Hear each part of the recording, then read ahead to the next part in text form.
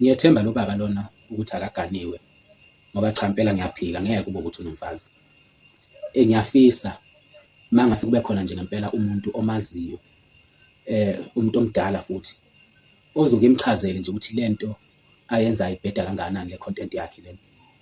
Lo baba-ke kwabangamazi wenza i-content yokukhala, uvele nje ethatha ividiyo ekhale nje impela kuze kuphume inyembezi.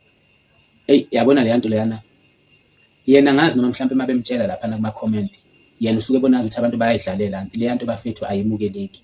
Le nto asuke eyenza bafethu iyabheda leya content leyana. Siyacela lo baba lona eyishintshe. Siyaqonda ukuthi ubeyifunela ama-followers nodumo, uselutholile-ke anama-followers la ku-TikTok angaphezulu ka-200,000 uselutholile. Azame enye ongcono ebuyele kule ayeyenza leyo ukuthi egibele iy'thuthuthu zey'ngane.